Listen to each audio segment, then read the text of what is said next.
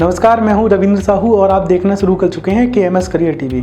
जब हमें कहीं बाहर जाना होता है, जब हमें कहीं बाहर फ्लाइट से जाना होता है तो हम एक दो लोगों को ही जानते हैं, जैसे एयर होस्टेस और पायलट दोस्तों। लेकिन उस फ्लाइट को रन कराने के पीछे, फ्लाई कराने के पीछे एक और शख्स होता है जिसे हम बोलते हैं AME, यानी कि एयरक्राफ्ट मेंटेनेंस इंजीनियर।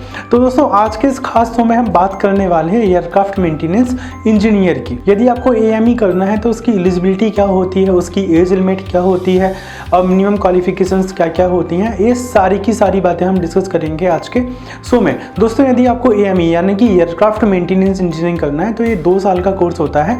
और जो ये 2 साल का कोर्स है ये कोई डिप्लोमा या डिग्री प्रोग्राम नहीं है, बल्कि ये लाइसेंस प्रोग्राम होता है। और इसकी जो मिनिमम एलिजिबिलिटी है वो ये है कि आपको +2 में आपके पास फिजिक्स, केमिस्ट्री, मैथ के साथ इंग्लिश सब्जेक्ट होना कंपलसरी है एंड 55% मार्क्स होना जरूरी है। अब सवाल आता होगा आपके मन में कि AME यानी कि एयरक्राफ्ट मेंटेनेंस इंजीनियर का काम क्या होता है।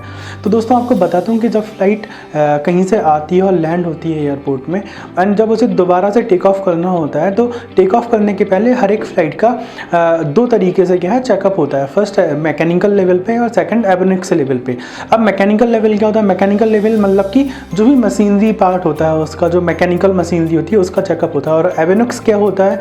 एवियोनिक्स वो पार्ट होते हैं जो पायलट को उड़ान भरने के बाद ऊपर रडार सिस्टम में एंड नेविगेशन सिस्टम में हेल्प करते हैं। आपने एक नाम सुना होगा, बहुत पॉपुलर नाम है ब्लैक बॉक्स। ब्लैक बॉक्स क्या होता है? ब्लैक बॉक्स आपने अधिकतर सुना होगा कि जब कोई दुर्घटना हो जाती है तो ब्लैक बॉक्स को ढूंढा जाता है। ब्लैक बॉक्स आपका एक वो डिवाइस होता है फ्लाइट के अंदर जिसमें डेटा सारा रिकॉर्ड होता है फ्लाइट का कि वो किस रडार में चल रही थी और उसका नेविगेशन जो था वो क्या था। तो ये सारी जो इक्विपमेंट होते हैं, ये सारे जो इंस्ट्रूमेंट्स होते हैं फ्लाइट के अंदर, ये सारे आपके एवियोनिक्स का पार्ट होता है।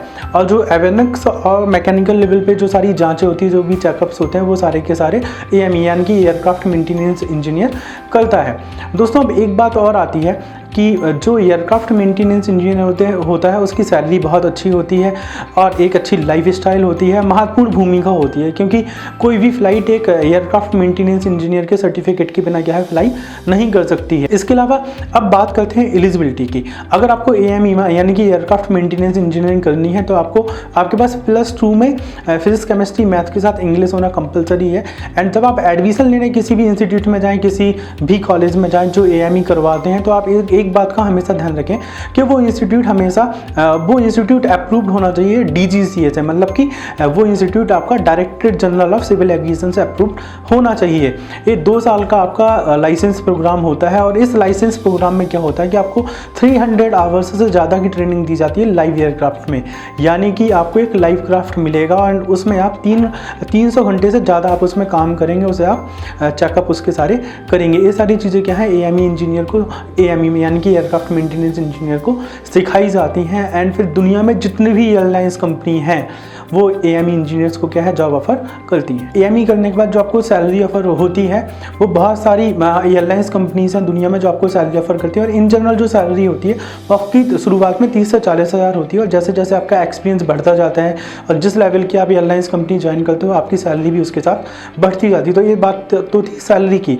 और जो आपका ये AME जो लाइसेंस प्रोग्राम होता है, इसकी जो 2 साल के ड्यूरेशन इसका होता है, इसकी जो फीस है आपकी, जो आपकी एकेडमिक फीस होती है यहाँ पे लाइसेंस प्रोग्राम की, वो लगभग 3 से 4 लाख रुपए प्रॉपर पूरे कोर्स की फीस होती है। तो दोस्तों 3 से 4 लाख रुपए आपके इसमें लगते हैं और करीब 2 साल का टाइम लगता है। आप 300 घंटे से ज़्यादा उसमें ट्रेनिंग लेते हैं लाइव एयरक्राफ्ट में और उसके बाद जो सैलरी है वो आपकी 30 से 40 हज़ार रुपये होती है।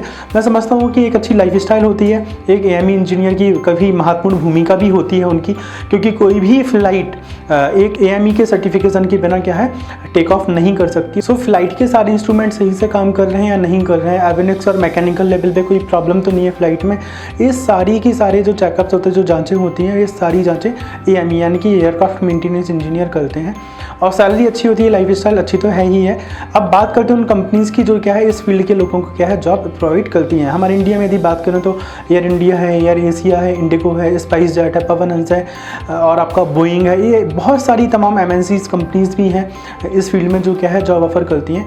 दोस्तों यदि आप इंटरेस्टेड हो इस फील्ड में जाने के लिए, आपको अपना करियर बनाना है AME की फील्ड में, तो आप हमारी वेबसाइट www.nomyscholarship.com को विजिट करना ना भूलें। वहाँ पे आपको इससे रिलेटेड सारे कॉलेजेस की डिटेल भी मिल जाएगी। साथ ही आपको ये भी मिल जाएगा कि आपको 12th लेवल पे आपके जो +2 में जो आपके मार्क्स हैं, जो परसेंटेज है, उसके बेसिस पे आपको कितनी स्कॉलरशिप कौन से कॉलेज में मिल सकती है। आप हमारी वेबसाइट www.nomyscholarship.com को विजिट करना ना भूलें। दोस्तों हमेशा याद रखें कि जैसे एक अच्छा क्रिकेटर बनने के लिए एक अच्छे कोच की ज़रूरत होती है, वैसे ही एक अच्छे करियर प्लानिंग के लिए एक अच्छे करियर एक्सपर्ट की ज़रूरत होती है।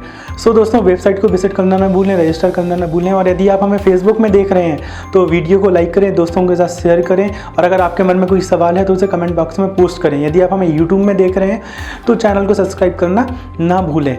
दोस्तों साथ बने रहें और देखते रहें KMS career TV। Thanks for watching KMS career TV।